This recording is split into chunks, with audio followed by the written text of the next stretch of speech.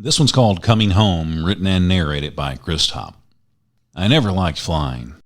The one time I got a window seat, I ended up giving it to an elderly woman who insisted she could see her dead husband in the clouds and enjoyed long conversations with him. As far as I could tell, she slept the whole time. Aisle seats are best anyway because these trips tend to make me sick. The tiniest bit of turbulence ends with my face in the toilet at 30,000 feet. Being a member of the Mile High Club isn't something I'll ever mark off my bucket list.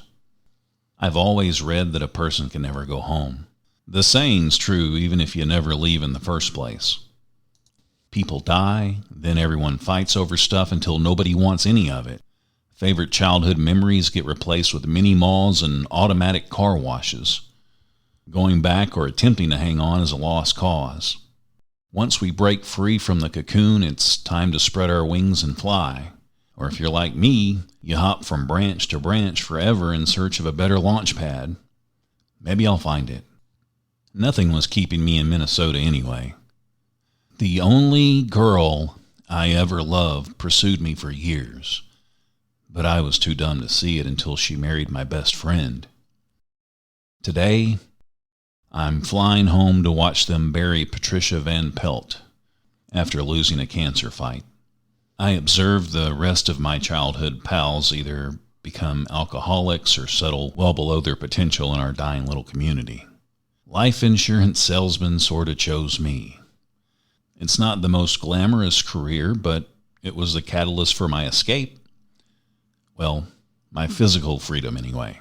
Somehow my mind is still stuck in some never-ending groove. My happiest moments came and went by the time I was 13. Life was a struggle, and things rarely worked out, but I had my family and my buddies.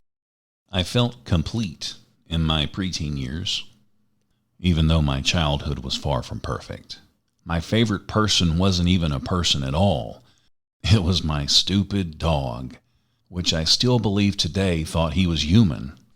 Wherever I went, my four-legged companion tagged along. I'd be lying to myself if I said I wasn't nervous about going back after 30 years. None of my old friends will want to see me, at least the ones still breathing. I've got a good mind to turn around and buy another ticket as soon as the plane lands. They've all been better off without me anyway, even my kid sister. That's what I'll do. I'll text Frank to let him know I changed my mind as soon as we land. After exiting the plane, the first thing I saw in the airport was a giant Christmas tree. It instantly brought back memories of the real tree I picked out one year when I was a kid. Man, that little evergreen was ugly, and that's being modest. Everyone made fun of me, but they did what friends do and helped me decorate it anyway. It's funny, but that's my most memorable holiday. Not one gift from the past sticks out in my mind. Only the memories of friendships and hardships linger. All right, time for the text. Hey, Franklin, I've got some awful news. Hopefully you haven't made it to the airport already. Before I could finish, I felt a hand on my shoulder. Charlie Brown, screamed out my old companion Franklin. He met me with a giant hug as I turned around. Looking over his shoulder during our embrace, I discovered a welcome surprise. I instantly recognized my sister Sally. We still FaceTime every other week.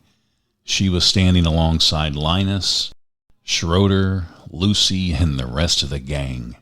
They would have all been easily recognizable even without Facebook. Sadly, Peppermint Patty is the only one missing. We'll be saying our goodbyes to Patricia later in the week. By the looks of things, the loss is lying heavily on Linus. Even after 30 years, they all showed up to see me. Maybe going home isn't impossible after all. Merry Christmas, Charlie Brown, my childhood friends said in unison while tackling me with affection.